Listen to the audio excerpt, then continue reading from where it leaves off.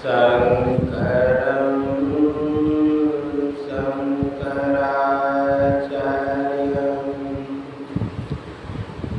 केशवं बादरायणं सूत्रभास्कृतो वन्दे भगवन्तो पुनः पुनः ईश्वरो गुरुरात्मेति मूर्तिभेदविभागिनी व्योमवद्व्याप्तदेहाय दक्षिणामूर्तये नमः। दक्षिणामूर्तये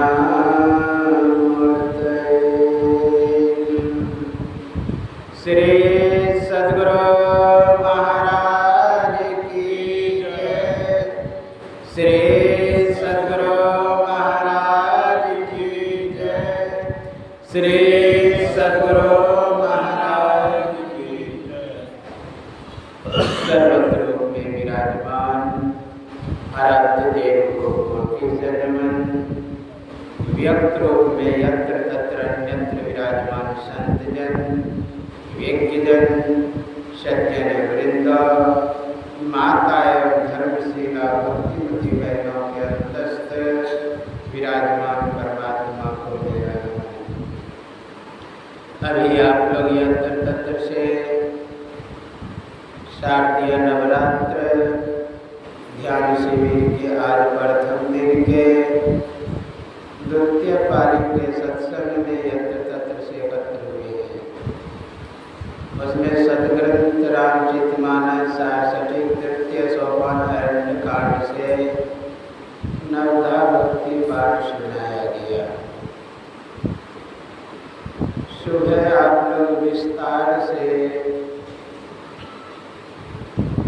शैलपुत्री के विषय में श्रवण किए थे। अभी निर्णय हुआ कि नवधा भक्ति पाठ हो। नवधा भक्ति जब करते हैं, जब भी पाठ, मैं देखता हूँ मेरा समय भूमिका में ही चला जाता है। आगे जो भक्ति होता है गिनाना पड़ता है। इसलिए इस बार निर्णय हुआ कि नवो दिन नवधे भक्ति पर होता है। मैं बहुत जगह किया, जैसे गीता पर ही प्रवचन या मानव शरीर पर ही 8 दिन 10 दिन। तो नवधा भक्ति को पूर्ण रूप से जानना चाहते हैं, पूर्ण रूप से समझना चाहते हैं, तो आपको 9 दिन आना होगा। यह नहीं समझे कि एक ही दिन में समझे। इसलिए हृदय में गांठ बांध ले कि नवधा भक्ति का अगर व्याख्या सुनना है तो 9 दिन आना। मन में लालसा रहेगा तो आइएगा कि भाई कि हमको आज दूसरी भक्ति सुनना है, कल तीसरी भक्ति सुनना है, परसों चौथे भक्ति सुनना है।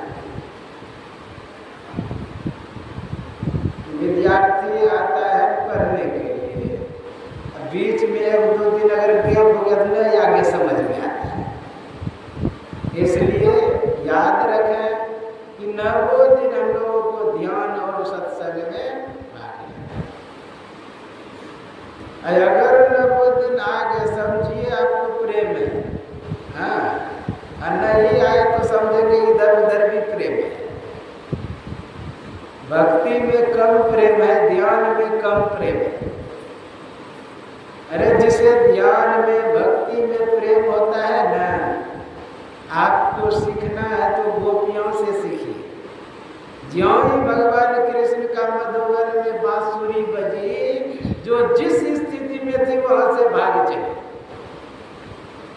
कोई दूध औटने के लिए दी हुई थी, दूध औटता हुआ छोड़ के भाग चले।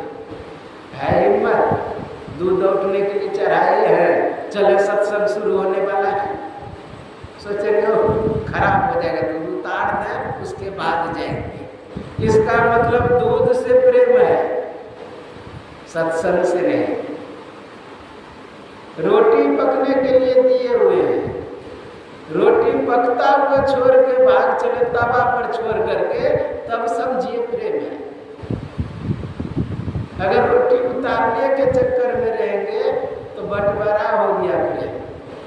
वही भगवान कृष्ण समझाना चाह रहे थे मैया को। जानते हैं मैया एक दिन अपना स्तन पान करा रही कन्हैया को, इतने में दूध जो चढ़ाई थी औटने के लिए उसको उठान आ गया, तुरंत कन्हैया को छोड़ के दौड़े दूध उतारने के लिए। कहा कि मुझसे अधिक दूध से प्रेम, अभी देखो मेरे पीछे कैसे भागेगी।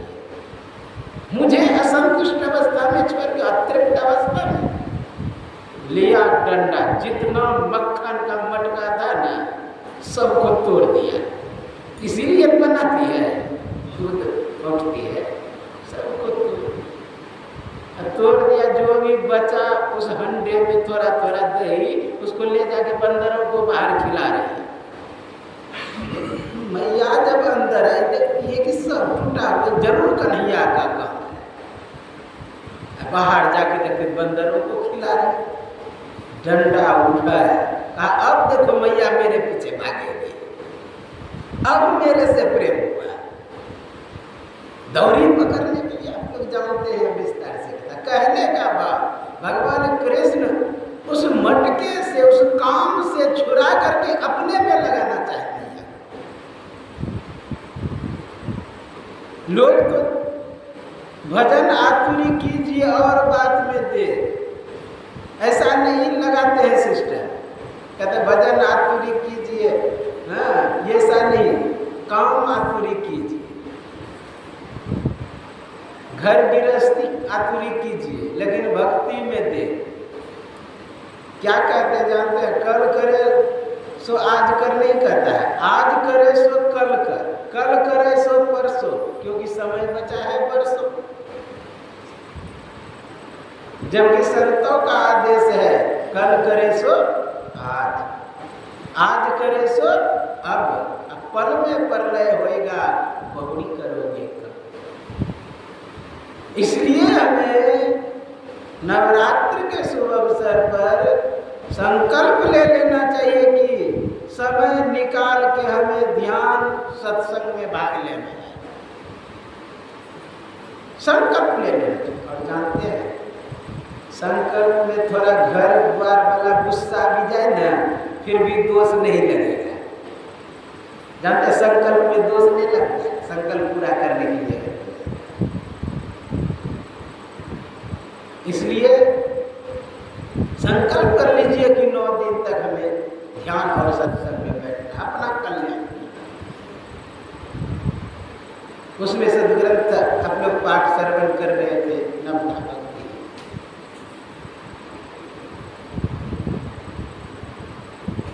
तो भक्ति क्यों जरूरी, क्या आवश्यकता है भक्ति? देखिए भक्ति जब तक करेंगे नहीं तब तक आपको शांति, समृद्धि, तृप्ति, संतुष्टि ये सब नहीं, ये सब अगर पूरा करना है, संतुष्टि को उपलब्ध करना है, तृप्ति को उपलब्ध करना है, तो हमको भक्ति करना ही पड़ेगा। हर जीव तृप्त होना चाहता है। अच्छा, हर जीव जो है अपने चेहरे को सजाता है, दर्पण में मुंह देखता है। क्यों जानते हैं? वो अपने आप को असुंदर महसूस करता है कि मैं रूपवान नहीं हूँ। जब सजूंगा तो मैं रूपवान हो जाऊंगा। क्यों जानते हैं? परमात्मा अत्यंत सुंदर है। आप लोग सुने होंगे कि जिसकी रचना इतनी सुंदर, वो कितना सुंदर होंगे।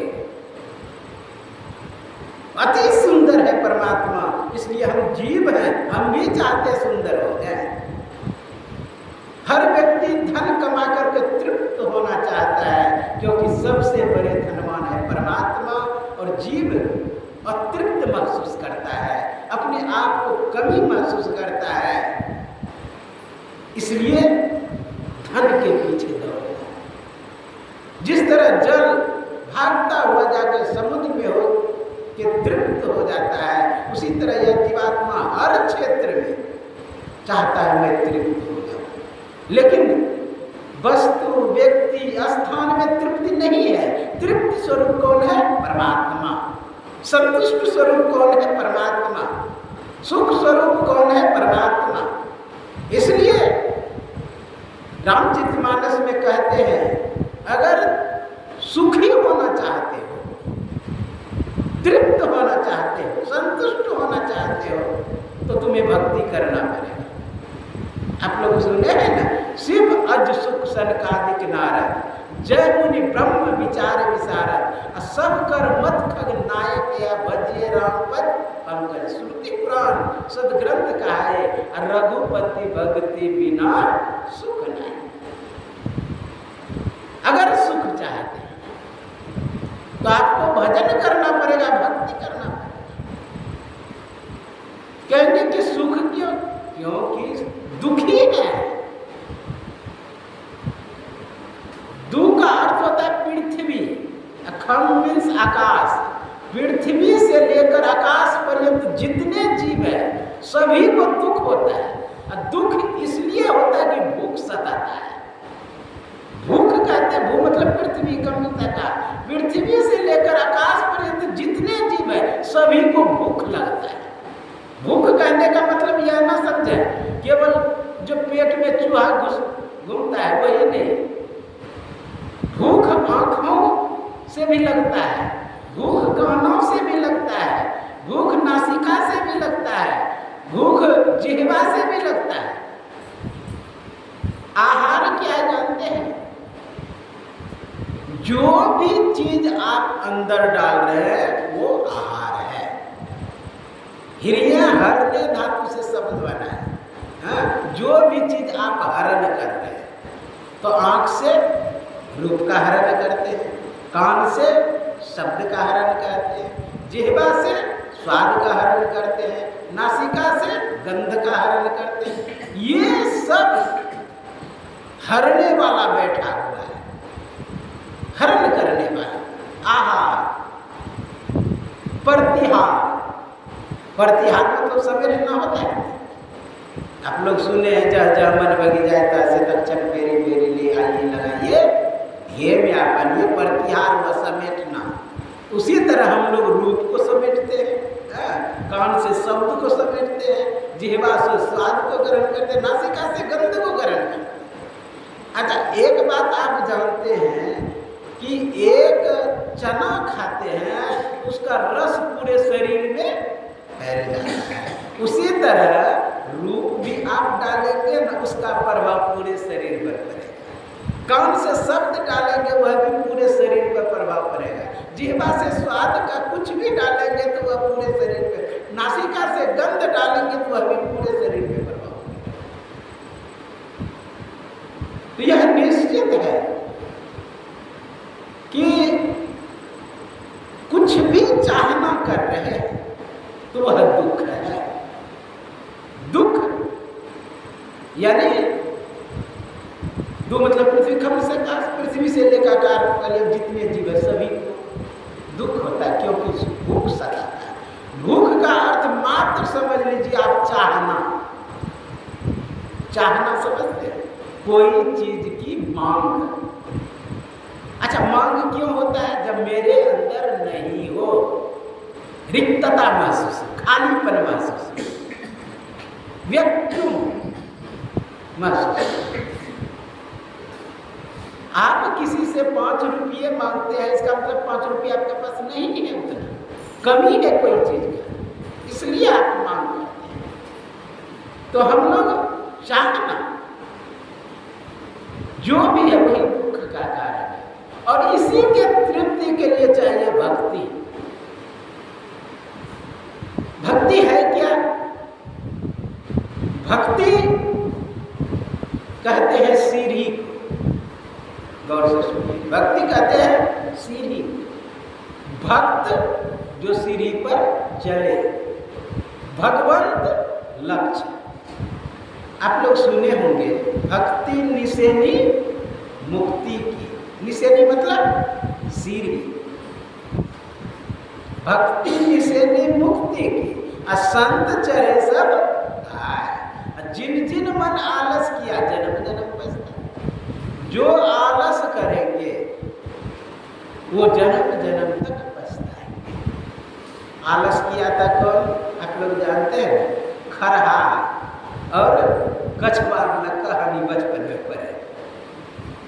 खरहा सोचा तो मैं तो एक छलांग में ही चला जाऊंगा, तो दौड़ के आगे बढ़ गया, हार बनी लगाया दोनों।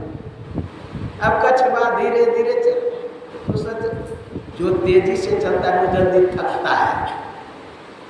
बस वो थक गया, सोचा वो थोड़ा देर आराम कर लेते। कछुआ तो धीरे धीरे नहीं, अब वो बस आराम करने लगा, इतने में आँख लग गया उसका। कछुआ तब तक में पार, वो चला गया समुद्र किनारे। अर्थात आलस किसने किया? खरहा ने। आलस करेंगे तो परे रहेंगे। इसलिए सुबह उपनिषद में पाठ आप लोग सुन रहे थे, उत्तिष्ठत जाग्रत प्राप्य वरान निबोधत क्षुरस्य धारा निस्ता दुरत्य दुर्गम पतस्थ कव्यो बदंती। हे अविद्याग्रस्त लोग, उठो और श्रेष्ठ महापुरुषों के पास जाओ। वो जो रास्ता बताएंगे कैसा? क्षुरस्य धारा, छुरे के धार पे चलने के बराबर। क्षुरस्य निस्ता दुरत्या दुर्गम। दुर्गम समझते हैं? हाँ, बहुत कठिन रास्ता, बहुत कठिन मार्ग।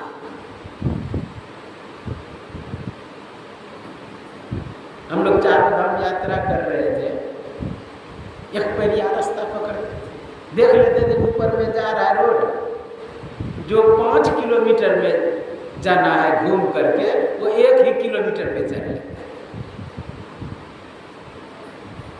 जब गंगोत्री जाने लगे, गंगोत्री से पहले एक जगह है नीलोम नदी पार कर, तो एक बढ़िया रास्ता मिला, हम उसी को पकड़ लिए। उधर से फौज आए, महाराज कहाँ जा रहे हैं? हमें गंगोत्री जा रहा है। महाराज चाइना बॉर्डर जाता है, चाइना वाला 2 बार हमला कर चुका है इधर से। यानी अच्छा रास्ता हो, निर्दिष्ट स्थान ही नहीं पहुंचा, तो कौन सा रास्ता? कठिन रास्ता हो, अनिर्दिष्ट स्थान पहुंचा के तो अति उत्तम है। रघुपति भक्ति करत कठिनाई, कठिन है। भक्ति की मार्ग जीना रे, नहीं चाहे नहीं चाहे, जीना है निसूक्ष्म। भक्ता की चाल निराली, गुरु नानक देव, भक्ता विखनी मार्गी चल खनी होती की इतुनी की इति मार्ग कहा बोलो तो बस सूक्ष्म। इसलिए भक्ति करना है तो चलते रहना है।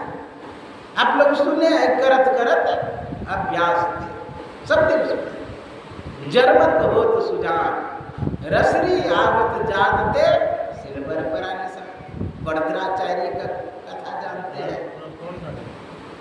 गुरुकुल में गए, पढ़ने लगे, लेकिन कुछ प्राप्ति न हो, याद ही न हो। अलग से समय गुरु जी दे, फिर भी याद नहीं। तो गुरु जी सोचे कि ये नहीं पढ़ पाए।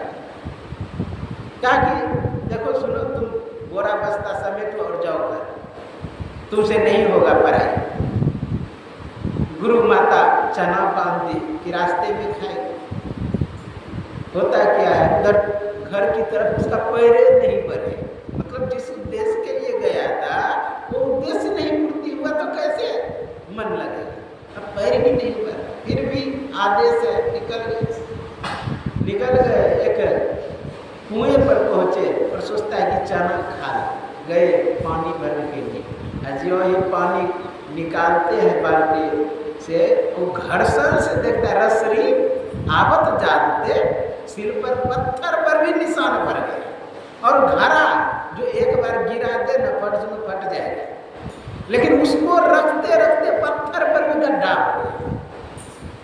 उनको ज्ञान हुआ जब ये मुलायम रस्सी पत्थर में गड्ढा कर सकता है कि घड़ा जो गिरने के बाद तुरंत टूट जाए, उसे भी रखते रखते गड्ढा, मैं तो मनुष्य हूँ, मेरे से क्यों नहीं होगा। पुनः लौट करके अपने गुरुकुल गया और इतना बड़ा विद्वान बना भरद्वाजाचार्य ने। पाणिनि के सूत्रों का संकलन किया। हम लोग पाणिनि व्याकरण में पढ़े भरद्वाजाचार्य कृत, तो बहुत बड़े विद्वान, इसलिए करते रहेंगे। यह ना समझे हम ध्यान में बैठ रहे कुछ नहीं हो रहा है, हो रहा है, आपको पता नहीं लग रहा है। इसलिए हमें चाहिए साधन करते रहे, करते रहे, एक ना एक दिन निश्चित प्रगति होगी। तो दुख को मिटाना चाहते हैं, सुख को उपलब्ध करना चाहते हैं, तो आपको भक्ति करनी ही पड़ेगी। भक्ति, लोग भक्ति की ओर बढ़ना ही नहीं चाहता है, भक्ति की ओर पांव ही नहीं देना चाहता है। सोचता है सर्वगुण भक्ति श्रेष्ठ है कि निर्गुण भक्ति श्रेष्ठ है, मैया आद्याशक्ति की भक्ति श्रेष्ठ है कि भगवान विष्णु का श्रेष्ठ है, शिव का श्रेष्ठ है कि ब्रह्मा का श्रेष्ठ है, 33 करोड़ देवी देवता में कौन श्रेष्ठ है। बहुत सुंदर एक शब्द महर्षि संतसेवी जी महाराज बोले, किसी ने लिख करके दिया, हुजूर सनातन धर्म में पंच देवता है, पंच देवता में कौन श्रेष्ठ है, आप उसका नाम बताओ, मैं भजन करना चाहता हूँ। जानते, बहुत सुंदर जवाब दिए। इष्टों में ना कोई कनिष्ठ होते ना ही श्रेष्ठ होते, बल्कि सभी विशिष्ट होते हैं। जिस पे आपको श्रद्धा है उसका भजन करना प्रारंभ करें। इसलिए इस चक्कर में नहीं पड़े कि ये गलत, ये गलत, ये गलत, ये गलत, हाँ, लेकिन गुरु प्रदत्त हो, ये चक्कर में भक्ति प्रारंभ करता है। भगवान कृष्ण से अर्जुन पूछते हैं, हे केशव, हे कमल नयन, एवं सतति युक्ताये भक्तोस्तम परिपासते ये चाप्यक्षर मौव्यक्ता तेषां के युग वित्तमा। हे केशव, आप में जो लगातार लगे हुए हैं, भक्ति करता है, सगुण साकार एवं सतत युक्ता भक्तां क्यों पारिपासते, आपकी उपासना करता है। एक सगुण साकार का, दूसरा ये तो अक्षर निर्देश, अक्षर पुरुष की उपासना करता है, नाक्षरति इति अक्षर, ये तो अक्षर निर्देश, अव्यक्ता परिपासते, अव्यक्त की उपासना करता है। तेषां के योग वित्तम, ये दोनों में कौन श्रेष्ठ है। तो भगवान कृष्ण बहुत सुंदर जवाब देते, ये तो अक्षर में निर्देश्याम व्यक्त पर्युपासते सर्वत्र गमचिन्त्य च कूटस्थमचलं ध्रुवं सम्य इंद्रियाग्रामं सर्वत्र संबुद्धया ते प्राप्नुवन्ति मामेव सर्वभूतैः रहता। कहा मुझे सब प्रिय है, मतलब जो सगुण की भक्ति करते वह भी प्रिय है, जो निर्गुण की भक्ति करता वह भी प्रिय है। अभी आप लोग सुने ना, नमः एको जिनके होई नारी पुरुष चराचर कोई, सोई अतिशय प्रिय भावनी मोरे सकल प्रकार भगति दृष्टि। लेकिन क्या करें, नमः एक हूँ, अर्थात संतों का संग भी है तो मुझे अतिशय प्रिय है, गुरुपद पंकज सेवा है वह भी मुझे अतिशय प्रिय है, मंत्र जाप मंत्र विश्वास है वह भी मुझे प्रिय है। नमः एक हूँ, ये नहीं कहा कि नवो प्रकार भक्ति में दृढ़ हो जाओगे तब मुझे प्रिय है, नहीं, नमः एक। इससे सिद्ध होता है आप कहीं से भी भक्ति प्रारंभ करेंगे ना, आप भगवान को प्रिय तांस तथैव मजा नहीं। जो जिस प्रकार मेरा भजन करता है मैं भी उसका उसी तरह भजन करता हूं, मेरा भजन करता है तो मैं भी उसका भजन करता हूं। इसलिए भजन करना प्रारंभ कर देना चाहिए। एक हाथी को लाया गया, 4 अंधे थे, चारों अंधे को कहा कि हाथी कैसा है बताओ। एक व्यक्ति ने हाथी का पांव पकड़ा, वो अपना अनुभव व्यक्त किया, व्याख्या किया। क्या व्याख्या किया? कि हाथी खंभे की तरह होता है, मोटा खंभे की तरह। कहा ठीक है भाई, इसका अनुभव है। फिर दूसरे से पूछा कि भाई हाथी कैसा होता है? उसने हाथी का पेट पकड़ा, कहा हाथी खंभे की तरह नहीं होता है, मेरा अनुभव है। वो भी अपना व्याख्या कर रहा है, क्या? हाथी कोठी की तरह होता है। फिर तीसरे व्यक्ति ने हाथी का कान पकड़ा, कहा कि ना हाथी खंभे की तरह होता है, ना ही कोठी की तरह होता है, वह तो सूप की तरह होता है। वो भी अपना व्याख्या कर रहा है। किसी ने हाथी का पूंछ पकड़ा, कहा हाथी कैसा है? कहा हाथी डंडे की तरह होता है, छड़ी की तरह होता है। कहा ना ही वह खंभे की तरह था, ना ही कोठी की तरह, ना ही सूप की तरह, वह तो डंडे की तरह होता है। अब चारों लड़ने लगा, मेरा भी अनुभव। अब बात सही है, सबका अनुभव है कि नहीं? सबका अपना अपना अनुभव है। लड़ने लगा। किसी और व्यक्ति ने कहा भाई क्यों लड़ते हो? कहा देखिए ना, मैं कह रहा हूं कि हाथी खंभे की तरह होता है, मेरा अनुभव है। वो कहते नहीं हाथी कोठी की तरह है, मेरा भी अनुभव है, बताइए कैसे फैसला होगा? कहा कि हाथी से ही पूछ लो वो कैसे है, क्योंकि मैं अपने विषय में जितना जान सकता हूँ, मैं कैसा हूँ, उतना दूसरा व्यक्ति मेरे विषय में नहीं जान सकता है। इसलिए हाथी से, हाथी को पता होगा वो कैसा है। जो ही हाथी से पूछा भाई हम लोग झगड़ते रहेंगे क्या, कि तुम बताओगे तुम कैसे हो? कहा कि कोई यदि कह रहा है कि हाथी खंभे की तरह है, वह मैं ही हूँ। अगर कोई कह रहा है हाथी कोठी की तरह, वह भी मैं ही हूँ। कोई कह रहा है कि हाथी सूप की तरह, वह भी मैं ही हूँ। कोई कह रहा है हाथी डंडे की तरह, तो वह भी मैं ही हूँ। इसलिए भक्ति प्रारंभ करें। गुरु महाराज बोले भक्ति तो प्रारंभ सगुण साकार से ही होती है। गुरु महाराज गए थे श्रीधर बाबा के गौ सत्संग में, वहां अनेक संप्रदाय के लोग थे, आए दीक्षा लेने के लिए। गुरु महाराज कहते आप लोग दीक्षित है? कहा हाँ दीक्षित है रामानंदी से। कहा जो आप जप करते हैं उसी का जप करिए, जो आपका ध्यान करते हैं उसी का ध्यान करिए, आगे का क्रिया मैं बता दें। दृष्टि योग, कहीं झगड़ा नहीं। गुरु महाराज अपने प्रवचन में कहने का प्रयास किए कि कोई कहे कि राम ईश्वर है, मैं कहूंगा हाँ ईश्वर है। कोई कहे कृष्ण ईश्वर है, ये वचनामृत में, मैं कहूंगा हाँ कृष्ण ईश्वर है। कोई कहे कि आद्या शक्ति दुर्गा ईश्वरी है, तो मैं कहूंगा हाँ। तो आप लोग कहेंगे ईश्वर अनेक है? नहीं, ईश्वर एक है, लेकिन सब में वही ईश्वर। इसलिए भजन करना प्रारंभ कर दें, बढ़े तो भक्ति की ओर।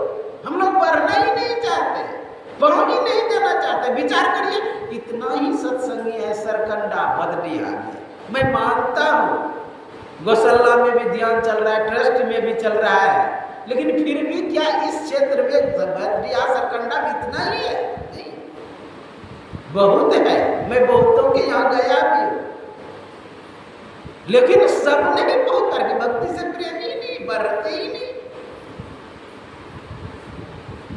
बढ़े तो सही। एक भी प्रकार भक्ति में अगर पांव दे दिए, 9 प्रकार का जो सीढ़ी है, 9 गो सीढ़ी छत पे जाने के लिए, एक भी प्रकार भक्ति में अगर पांव रख दिए, आगे परमात्मा का काम है। वो स्वचालित सीढ़ी है जो आप देखते हैं स्टेशन सब पर है ना, लिफ्ट वाला, खाली पांव रख दीजिए, आप नहीं भी चलेंगे तो लक्ष्य पर ले जाएगा, और नहीं गिरेंगे सीढ़ी पर से गिरा देगा लक्ष्य पर, पटक देगा वहां जाकर। इसलिए पांव तो रखे, बढ़े तो सही। हम लोग पांव ही रखना नहीं चाहते भक्ति की। एक बार नारद बाबा भगवान विष्णु से कहते हैं प्रभु इतना लोग दुखी हो रहा है, व्यथित हो रहा है, परेशान हो रहा है, आप अपने पास क्यों नहीं बुला लेते? कहा मैं तो हाथ फैलाया हूँ, कोई आ ही नहीं रहा है। मैं हाथ फैलाया कि गोद में ले लूंगा उसको, लेकिन कोई आना नहीं चाहता। कहा आप चाहे बुलाने के लिए नहीं आवे, कहा कि जाओ कहना कि भगवान विष्णु बुला रहे। अब गए, कोई बच्चा क्रिकेट खेल रहा था, गया, अरे बच्चा चलो भगवान विष्णु बुलाए, वहाँ बहुत सुख है। कहा मुझे खेलने से फुर्सत नहीं है। अब फिर एक व्यक्ति से पूछा भाई कि तुम चलो, उसने भी कहा कि मुझे कोई मतलब नहीं। एक व्यक्ति चंदन टीका लगा के बैठा हुआ था, कहा ये भक्त लग रहा है, ये तो चला ही देगा। उससे जाकर पूछा राम राम बाबा, कहा राम राम। कहा कि भगवान विष्णु बुलाए हैं, चलिए।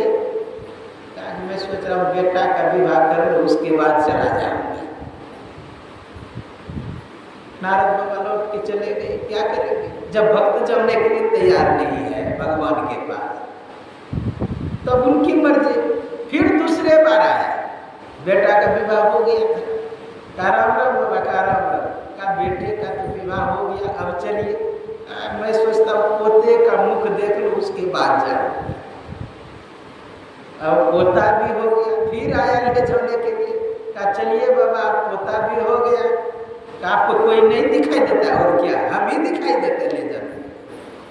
कहने का बात जाना नहीं चाहता भगवान के तरफ। इतना आसक्ति, इतना लगाव है कि कहना क्या।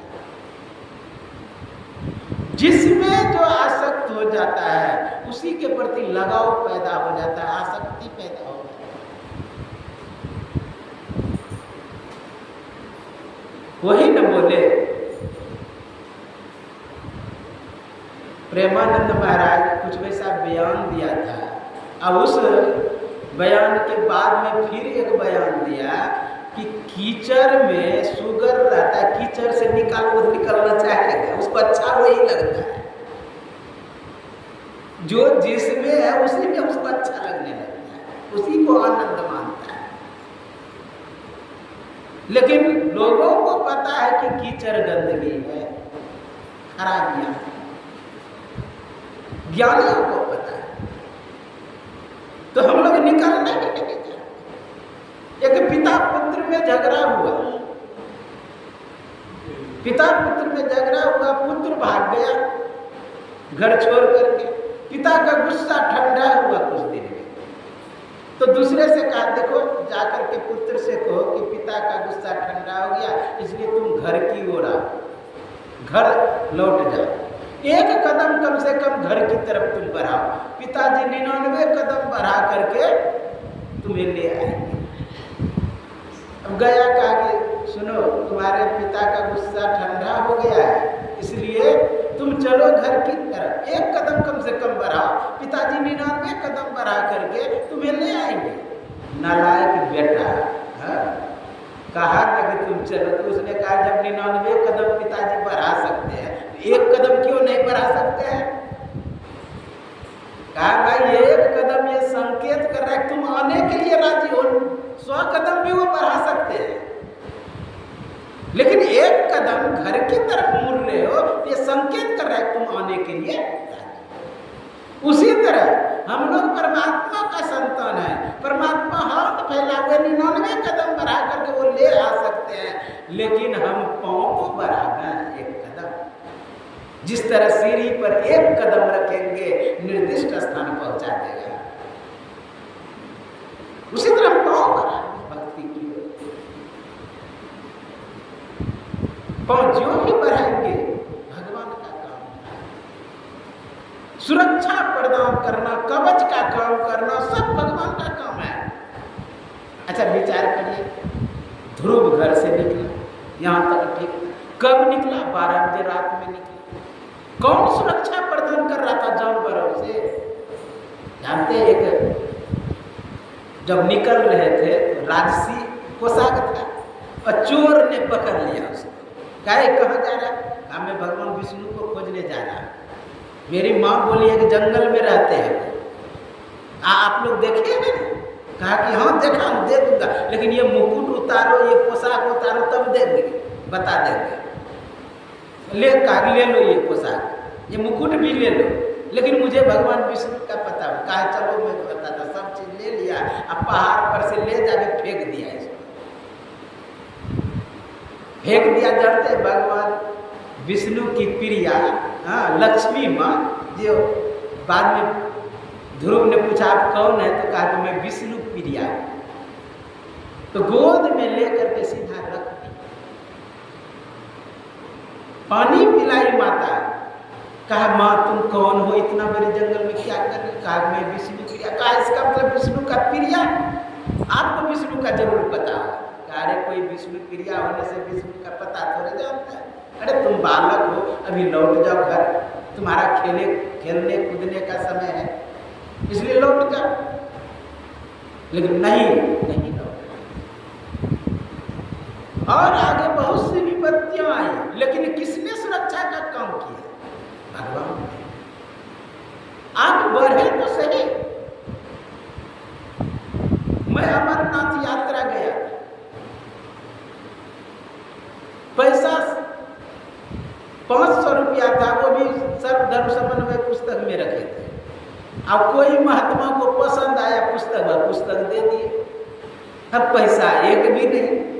गणेश टॉप पार किए, पंचतरणी जब पहुंचे, ख्याल करता है कि पैसा तो है ना, कंबल हम कैसे लगे, इतना बड़े ठंड में कैसे रहेंगे, बर्फ है चारों तरफ। अब पैसा लेता था सिक्योरिटी मनी, तब देता था कंबल, फिर बाद में आपको पैसा लौटा दिया जाता है। अब परेशान है कैसे होगा, फिर भगवान का चिंतन किया, अंदर से हिम्मत आया, गए, बोले ऐसा ऐसा बात, कंबल इसमें नहीं है, कंबल दिया, फिर सुबह पहुंचा दिए कंबल। ज्यों ये गुफा का दर्शन करने सुबह पर जा रहे हैं, वो महात्मा उधर से देखते आ रहे। मैं बोला महाराज जी उसमें पैसा था। कहा देखिए निकाले तो लेकिन पैसा निकाल है। देखिए आप यदि उन पे विश्वास करके चल देंगे तो सब सुलभ हो जाएगा। फिर आगे वहां से आए जम्बू, कटरा में रुके हुए थे, नीचे विष्णु देव के नीचे रुके हुए थे। कमरा से ज्यों ही निकलते जहां रुके थे, एक युवक आके प्रणाम करता है, 500 रुपया देता है। मैं बोला विद्यार्थी हो? बोले कि हाँ। मैं बोला कि तुम रखो ये पैसा, पढ़ लिख करके कुछ बन जाना तब दान करना। वो क्या कहते हैं, बाबा रात में सपना आए हैं कि एक महात्मा का मैं दान कर रहा हूँ 500 रुपया, इसलिए मैं दान कर रहा। वो फिर बारी ब्राह्मणी आए, वहां भी आश्रम में रुके, वो भी 200 रुपया दिया। एक जगह एक तालाब था नामी, वहां गए घूमने, तालाब का जो मालिक था वो भी आए थे घूमने। हमको महात्मा देख करके वो 500 रुपया दिया। अब फिर आगे चले कहा मणि महेश की यात्रा पर। मणि महेश की यात्रा में जा रहे थे, कांगड़ा जब पहुंचे, कांगड़ा में एक बस सर्विस वाला था, उसके पास गए, उसने ऑल फ्री लिख दिया जहाँ जाना था। उसको 52 बस चलता था वो मणि महेश के लिए, वहां से आना जाना दोनों फ्री। कहने का भाव आप चले तो सही, प्रकृति सहायता करेगी आपकी पूरी तरह। उसी तरह भक्ति में चलेंगे तो पूरी सहायता सब व्यक्ति। आप कहीं एकांत में बैठ जाइए, कुछ नहीं है खाने पीने का, 3 दिन अगर रह गए भूखे, चौथे दिन भोजन लेके पहुंचना, कोई ना कोई जाएगा। मैं टापू पर रहता था जंगल में, हरिद्वार में, वहां जाते घी का टीने लेके पहुंच गया। कहा महाराज रखिए, सब चीज लेकर के, पानी भरा हुआ है 7 दाना। गुरु महाराज बोले हैं जो भजन करेगा, मोटी रोटी मोटी कपड़ा कभी कभी नहीं होगी। भजन करने के लिए बढ़े तो सही, हम लोग बढ़ना ही नहीं चाहते। विचार करिए सबरी के अंदर कैसी भावना आई कि माँ मुझे मेरा श्रृंगार क्यों किया जा रहा है। कहा बेटी तुम्हारा गुनाह होगा। कहा ये सब जानवर किस लिए लाए, पशु पक्षी? कहा ये बरातियों को काट करके खिलाया जाएगा। ज्यों ही सुना जोर से झमार करके अपने को छुड़ा लिए और जाके जलाला का फाटक खोल दिया और सब जितने पशु पक्षी थी वो भागने लगे। कहा सबरी तूने मुझे मुक्त किया, इसी जन्म में तुम मुक्त हो जाएंगे। कैसे भावना आई भक्ति के प्रति, विचार करिए। विवाह हुआ और जा रहे थे तो रास्ते में रह गए, कैसा बैराग, जंगल में। कई ढंग से कथा है, भक्तमाल में सुनेंगे, दूसरे ढंग से है सबरी की कथा। ये जो प्रथम भक्ति है, प्रथम भक्ति से परिवर्तन होता है, बदलाव होता है। भक्ति में परिवर्तन और बदलाव। बोले श्री सदगुरु महाराज जी की जय। तो प्रथम भक्ति कल सुनेंगे, आज जो है भूमिका केवल होगा, वो भी भूमिका पूरा नहीं हुआ, समय नहीं है, क्योंकि ध्यानाभ्यास में नियम होता है। आप लोग कल फिर सुनेंगे प्रथम भक्ति। बोले श्री सदगुरु महाराज की जय। आप लोग समय से आते रहे, ध्यान से कल्याण होता है।